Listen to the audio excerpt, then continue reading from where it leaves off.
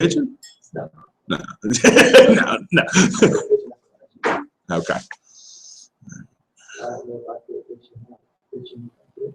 Really? Hey. Carson's all excited because he's like, I can pitch. I'm like, yeah, wait till next year when you get middle school ball and we'll talk about can you pitch. We'll see. You'll find out for real then. It's a different ball of wax when you start getting them. Right now it's just fun and games. So he's like, I had 2 shutout innings, and I'm like, you were on fire that day. yeah, that's what you say. That day, right? Pitching found you that day. Next day Wasn't the same thing. Wasn't the same kid. So anyway, that's the beauty of the art. Of course, he doesn't. You know, most of these guys that pitch year round. I mean, they're throwing. Well, they throwing every day. Even in off season, they're gonna throw. Right. Give your arm some rest.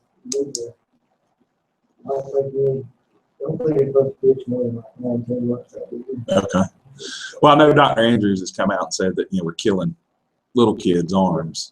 So. But that kid that we played this year, another kid that threw fast already, and Mike is like putting it down before he's like 15. Oh yeah, they'll have surgeries. Of course, now they're talking about having elective Tommy John surgery, like doing it not before you need it, but just to have it done.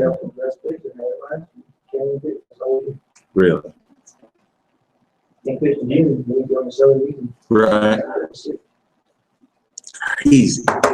Crazy. Oh, everybody all right? Everybody else doing good? Actually, baseball was this week. It's not. I walked around the corner and didn't hear it running, and I was like, "Oh, that's not good." But it's running. Okay, don't cry. Don't cry. So, as long as you got your jacket and sit up in the booth, you'll be in good shape today. Right. All right. Big week. We got revival this week. We'll start tonight. We'll see how that goes. It'll be interesting, especially since technology's not working this morning already. Oh, right. And everyone's going to look at me like, hey, what are you doing? You know that anybody that works the sound booth is one of the most underappreciated ministries in the church because nobody knows you're there, and that's your job. You don't want anybody to know that you're there until then you mess up. Then everybody knows that you're there. My favorite thing in the world is feedback because everybody does this. It's amazing the looks you get from the choir too. They're just like this there. So. Right. It's like, come on, man, come on. It's volunteer position. Everything in this church is volunteer except for me and Mike. It's not my fault. It's the fault. So don't look at me. Yeah, that's right. So. Micah's like the guardian of the grounds. Who does what? Micah's like the guardian of the grounds. Why is that? He lives right there. Oh yeah, he keeps an eye on it. That's why I don't live there anymore. So I don't have to keep an eye on it. Well, let's that in our house. Let's look at Mark chapter 6. Micah preached last week, so I'll say if I paid attention, we'll know if I knew what was going on as we continue through this process of Jesus preparing his disciples. And that's one of the things you look at Mark. It's really a preparation work. He spends 3+ years with these guys getting ready to turn them loose on the world. And last week we get one of his first commissionings where he sends his disciples out coming off of going home. So that's why I said when we started Mark 6, I said, look, there's some connection here, and it really is this preparatory work that Jesus is doing for his disciples. And the reality is that's what we're doing as we go through church, growing, especially you guys are blessed to grow up in it. I mean, being in Sunday school all these years, Jill's like, we teach the same thing over and over again in children's ministry. And I'm like, there's nothing wrong with that. Get the story of David and Goliath down so that when a kid gets 15, 16 years old, he knows that God's got it. Whatever the situation is, no matter how big the giant is, if we're following God, God's going to take care of it. So there's nothing wrong with getting those foundational truths built. And so I believe that discipleship process just prepares us for the time when we take those steps of faith, when God calls us and commissions us to go do whatever it is we're supposed to do. And so that's that setup. So Jesus, again, just takes them back to Nazareth, beginning of the chapter. And as they're there, we know the reality was they didn't accept him. They didn't appreciate him. The reality is they mocked him. And because of that, no work was done in Nazareth. And it ends up by saying that because of he marveled at their unbelief. He was just amazed that there were a group of people that didn't understand who he was and what he did. And so we talked about that a little bit a couple of weeks ago. how amazing it is that when you start doing what God's called you to do, people just don't get it. And again, if it's a God-called thing, then that's probably going to be a response. So to me, that sets the disciples up. They see Jesus. They're at this time, what they're understanding, their teacher, their master, whatever, however you want to kind of look at it. And they realize that even in his own hometown, he's rejected. So we get to chapter 6, verses 7 through 13, and he begins to send them out. And so just want to analyze some of this stuff and look at some of this stuff to see how he processed it.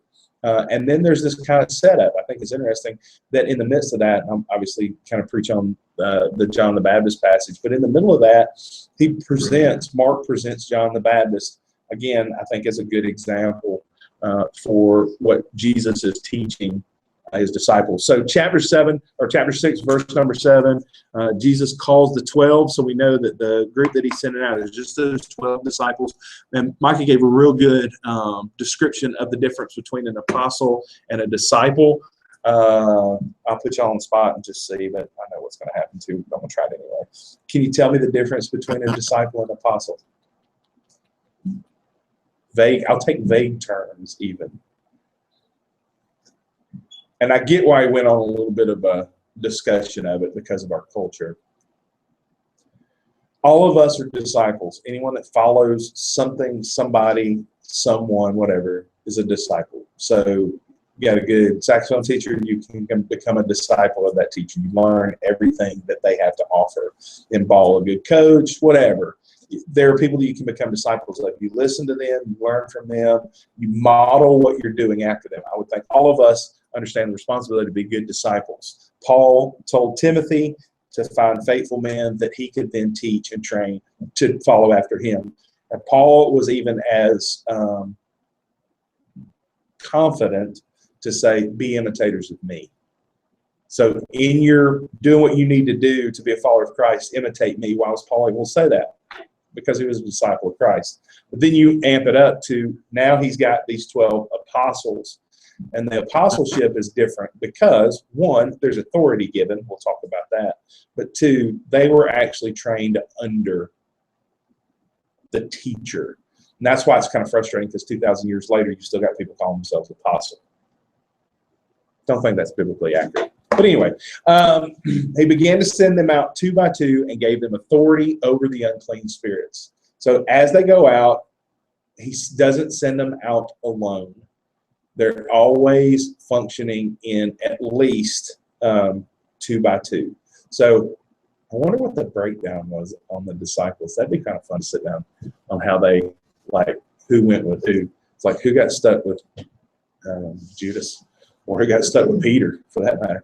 But anyway, they went out 2 by 2. And again, just the biblical precept that 2 cords are stronger than one, a cord of 3 is not easily broken. That's a proverb. So he knows that they have that responsibility. And the same thing holds true with us in our walk with Jesus Christ. We don't do this thing alone. That's why, again, you hear me say it all the time, that the church is imperative and important. If it wasn't, then we would be Lance Christians. We would all be, Jack Bowers out there doing things on our own. We wouldn't need anybody else, or James Bond or whatever. We would take care of stuff on our own, but that's not what God's established. And even those guys have support mechanisms. So as much as you want to say a Bauer or a Bond, that does it on their own. They don't. They have to have a group of people helping them. But he gives them, in their apostleship, that's the key, is they have authority. So you as a follower of Christ, when God sends you out on whatever mission, whatever call that he's got for you, you have that authority he's commissioned you with, or he would have called you to it. And then verse 8 says he charged them to take nothing for their journey except a staff. And again, if you read the parallel accounts, some of them leave that part out. But he goes through this process of things specifically that they're not to take. No bag, no bread, and no money. So Jesus said, okay, I want you to go out and give you authority. I want you to take your staff. But that's it. A walking stick. No bread, no bag, no money. Why did Jesus do that?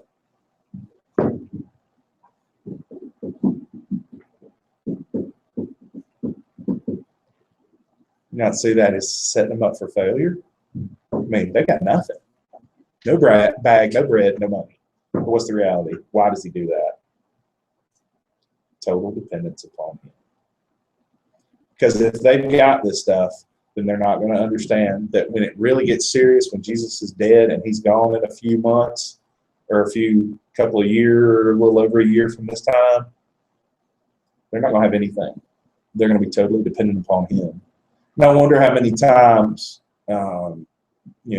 after Pentecost and after the Holy Spirit comes on and they're out there preaching and they're facing the trials that they're facing as followers of Christ. I wonder how many times they go back to this time and go, yeah, but remember when he sent us out? Remember that first time we went out? We didn't have anything. He told us not to take anything. Why did he do that? Because he knew it would get infinitely harder than not having some money or some bread or something to carry your junk in. He says, but to wear sandals and not to put on 2 tunics, so not even an extra jacket, extra coat, extra covering. He said to them, whenever you enter a house, stay there until you depart from there. And I thought that was cool how Mike had talked about the importance of staying wherever it is that God put you and being intentional about do your ministry there, especially if somebody will take you in. It's got to be interesting. They come out of this encounter with Jesus in his hometown, and he's not well received. And now Jesus is about to send them off into these places where they have no connection. They don't know anybody, and they're just supposed to kind of find a place and stay. But the encouraging thing is that there will be a place for them to stay. And stay there and develop those relationships. That's one of the things we talked about. There's a book that you're going to hear me kind of reference over the course of the next few months. I read a book and it just, that's the greatest thing that's ever been written. But Tom Rainer, who's president of Lifeway, wrote a book called The Autopsy of a Deceased Church. And what Rainer did is he took 14 churches that had died, like they shut the doors, they ceased to exist. And he interviewed their membership. And in that, he talks about pastoral longevity. And he also talks about how the pastoral tenure works. The first year is the honeymoon phase. And it's so fun right now because I got a couple of friends of mine that have just taken churches there in their first year. And man, everything's going great. Like every time they do visitation, everybody comes for visitation. And when they have like a Valentine dinner, everybody comes for it, right? So the first year, everybody's like, it's kind of like, that the newlywed couple, it's like they're trying to figure each other out, make sure everything's working like it's supposed to. Then Rainer says, in the second to third year, you run into a crisis. The pastor finally kind of gets comfortable. It's like, okay, let's try some stuff. Let's do some stuff. And there's this little bit of pushback. The average tenure for a Southern Baptist pastor, anybody want to guess how long it lasts? That's right, boys and girls, 3 years. That's the average now. All you have to do is walk out in front of the vestibule of the church and go do the math. How many pictures are out there or names? Do y'all know? Really? Do you know? Correct. There are 30 names on that wall, technically 30 because a couple of guys were here twice. There are 30 names on that wall. The church is 100, a little over 100, and I guess we're getting a little farther now, 110 years old, 112. Who's good with math? 112 divided by 30, around 3, a little over 3 in a month or something like that. All right. There's 2 of us you can take out of that mix. Gordon Willingham here was here 18, and I was here 16. So you're right. 1971 to 1972. What? They were here a year. So you take those guys out of the mix, but it's amazing in church life, in those 14 churches that died, 10 of them, the average was 3 to 4 years, and they died because there was no commitment. They didn't stay. When times got tough, and that's the bad thing. I tell people all the time when I was in seminary, we had a thing called The Gatekeeper. It was our newsletter for the school, and on the back of it, the whole back page was jobs. Like pastor positions, youth minister positions, all over the country. I'd come home and jokingly tell Jill every once in a while, I'd say, hey, you want to move to Alaska? You want to move to Hawaii? You want to move to Montana? Like they need a pastor out there. Jokingly, I was obviously not going anywhere. But in those 10 churches, the average tenure was in that 3-year time because that's when reality is you finally get comfortable with each other. And you're like, okay, I know what you're all about. For me, it was, he's the young guy. He's got a lot of ideas. They may or may not work. Some of them did, some of them didn't. Not everybody was plugged in. Not everybody was involved when we would do stuff. So then you get into that 4 to 10 year range. And that's when it's the glory years. A lot of ministries, man, good things happen because you've worked through the hard stuff. You've figured out that you really do love each other and that God's called the guy there and you're doing something together. But then you get that 10 year plus. And it was interesting that they had 4 of those churches that were in that 10 year plus category and they died. So it's not just the fact they had long pastoral tenures that they stayed alive, but it was interesting. He said he looked at all 4 of those pastors and they didn't do anything to continue the growth or to try to change. And all of them retired with the exception of one. So they just rode it until they died, which is sad. But this commitment to wherever you are, stay until you depart. As long as God's got you there, be intentional about staying there and serving in whatever capacity God's got you to be plugged in and serve. And then he says, this is a reality. He says, if any place will not receive you and they will not listen to you when you leave, shake off the dust that's on your feet as a testimony against them. And that's an Old Testament thing that was a testimony against them, that like you didn't even want to be unclean ceremonially, the whole Levitical law stuff, that you would dust the dirt off your feet to tell them that God has cursed them because of their rejection of the gospel. So again, it's a reminder to us that as we share the gospel, as we do what God's called us to do, it's really not so much about us, but it's ultimately about him. And so when people are rejecting us, when we're talking about our faith and we're sharing our faith and we're living our faith, it's not really us they're rejecting, it's the gospel. So being intentional about saying, you know what, I'm not worried about that. My job is to be faithful, not worry what they think. So, verse 12. They went out and proclaimed that people should repent. It's the continuation of the message that John the Baptist started. Continue to preach the message that Jesus has been preaching, and now they're in a position where they're preaching a message that's different. If they're saying repent, what was the message prior?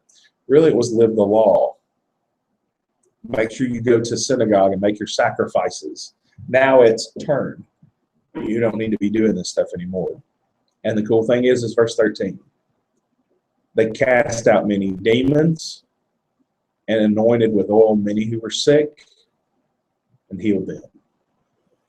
Why were they able to do that? Because of the authority that Jesus had given them. So it's not so much about them. And the reality is it's not so much about us. It's about him working through us. It's hard sometimes to be yielded and to be a willing vessel to allow God to work in us. But that's one of the things we got to grow in our walk with him, is being willing to say, God, whatever you want me to do, however you want me to do it, whenever and wherever, that's what I'm going to be about.